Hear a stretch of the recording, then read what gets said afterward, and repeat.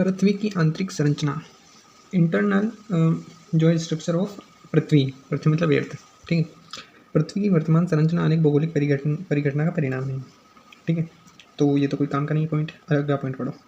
पृथ्वी की आंतरिक संरचना का अध्ययन प्राकृतिक और अप्राकृतिक संसाधन, ये काम का है। देखो, पृथ्वी का आंतरिक संरचना जो है उसका अध्ययन किससे करेंगे हम? तो प्राकृतिक या फिर अप्राकृतिक संसाधन। प्राकृतिक क्या होता है? जैसे मिनरल्स मिल गए, भूकंप आ गया तो उसकी वो तरंगे वरंगे से उससे अध्ययन। अप्राकृतिक ऐसा जैसे सिस्टम बना लिया, कुछ मशीन बना ली, इस टाइप से।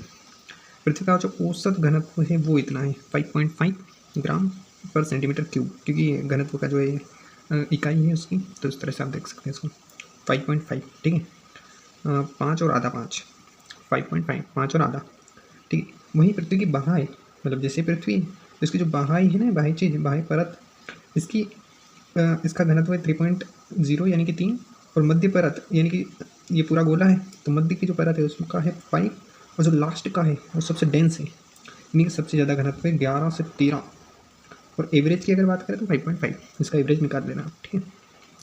8 और यहाँ पर मान लो 20, तो 20 का आधा वही 5.20 का आधा तो 10 हो जाएगा ना, तो हो सकता है ये ऐसे बना हो किसी ने, ये 10। हाँ, पृथ्वी की गहराई में प्रवेश करने पर 32 मीटर पर 1 डिग्री, मतलब जैसे कि यहाँ पर पृथ्वी पर हो, अब 32 मीटर नीचे चले गए तो 1 डिग्री सेल्सियस गर्म रहेगा, यानी आप ठंड में जा सकते हो तो फिर गर्मी आ जाएगी। और 32 मीटर के अंदर चले गए तो 1 डिग्री सेल्सियस, और इस तरह से वृद्धि होती जाती है, परंतु बढ़ती गहराई के साथ तापमान में वृद्धि की दर में भी गिरावट आती है। मतलब जैसे कि आप चलते गए तो ऐसे 1 डिग्री सेल्सियस बढ़ेगा तो कितना ही बढ़ जाएगा ये तो फिर ऐसा नहीं है, फिर एक टाइम पर जाकर क्या हो जाता है, स्थित हो जाता है कि हाँ इतना ही रहेगा, ठीक है, ऐसा होता है। पृथ्वी की त्रिज्या ये है, आप इसको 6400 के आसपास मान सकते हो। फिजिक्स में इसका बहुत यूज़ है, इसका फिर स्क्वायर करके निकालते हैं 880 ऐसा कुछ होता है। अब पृथ्वी की हम पढ़ेंगे परत।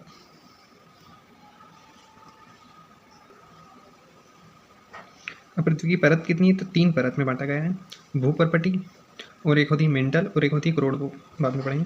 पहले हम पढ़ेंगे भूपर्पटी। भूपर्पटी मतलब जैसे कि ये मान लो आपकी भू है यानी पृथ्वी, इसकी जो ऊपर की है इसको बोलते हैं क्रस्ट यानी भूपर्पटी। इसमें सिलिका और एल्यूमिनियम की अधिकता होती है, इसके कारण इसको सियाल कहते हैं। शियाल, देखो आप इस तरह से याद कर सकते हो कि जो सियाल यानी कि शियाल होते हैं, शियाल टाइप, वो कहाँ घूमते हैं? पृथ्वी की परपटी पर ही घूमते हैं, तो शियाल। और इससे सी में तो सिलिकॉन है और एल से एल्यूमिनियम बना सकते हो, ठीक है, ये याद हो गया। ये ऊपरी ठोस भाग होता है, ठीक है। इसकी जो मोटाई होती है वो महासागर में तो 5 किलोमीटर, क्योंकि महासागर क्या होता है, थोड़े गड्ढे टाइप होते हैं, 5 किलोमीटर, और महाद्वीपों में 30 किलोमीटर, ठीक है। ये भी याद हो गया, ठीक है। भूकंपीय लहरों की गति के अंतर के आधार पर इसकी 2 भागों में बांटा गया है, ऊपरी क्रस्ट और निचली क्रस्ट। देखो ये जो भूपर्पट्टी है ना, इसको भी 2 भागों में बांटा गया है, एक तो ऊपरी क्रस्ट और एक निचली क्रस्ट। अच्छा, तो ये किस आधार पे ये बांटा गया है? तो ये इसको बांटा गया भूकंपीय लहर कहाँ आती है इस टाइप से। इसका औसत घनत्व तो 2.7 है या फिर 3, वही हमने पढ़ा था ना वहाँ पर कि 3 ऊपरी पृष्ठ का, तो ये 3 के आसपास है। सर्वाधिक मात्रा में ऑक्सीजन 46% ऑक्सीजन कहाँ पाया जाता है? भूपर्पट्टी पर। सिलिकॉन 27% और एल्यूमिनियम 8.3%, ठीक है। मेंडल, भूपर्पट्टी के निचले भाग को मेंडल कहते हैं, या भूपर्पट्टी का निचला भाग मेंडल। इस परत में सिलिका और मैग्नीशियम, सीमा, ठीक है। सिलिका मतलब सिलिकॉन नहीं, सिलिका मतलब सिलिका जो है वहाँ कहीं तो सिलिका और एल्यूमिनियम, यहाँ सिलिका और मैग्नीशियम, सियाल, और यहाँ सीमा। इस परत की गहराई 2900 किलोमीटर तक है, मतलब 30 किलोमीटर तक तो भूपर्पट्टी और 2900 किलोमीटर तक मेंटल, रुकाबात क्रोड। इस परत को भी 2 भागों में बांटा गया है, ऊपरी मंडल और निचले मंडल। ऊपरी मंडल को दुर्बलता मंडल कहते हैं, ये थोड़ी दुर्बल है ऊपरी मंडल, ये किसी दुर्बल। इस परत का डेंसिटी 3.3 से 5.5, उसका कितना था? तो 2.7 से 3.3 तक, इसका 3.3 से 5.5 तक। फिर किरोड़, केंद्र वाले भाग को क्या कहते हैं? किरोड़। इस परत में निकेल और फेरस, जिसे नीफे, तो सियाल सीमा नीफे। इस परत को भी 2 भागों में बांटा गया है, ऊपरी करोड़ और निचली करोड़। 2900 किलोमीटर से प्लस, तो जितनी इसकी रेडियस है उतनी वहाँ तक, घनत्व वही 12-13।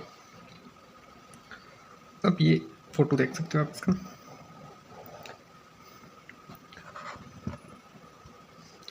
Inner crust, outer crust, mesosphere, inner core, outer core, और फिर इसको बोलते हैं मेसोस्फेयर। ये मेंटल हो गए, सिलिकेट और सिलिकेट मटेरियल है यहाँ पर।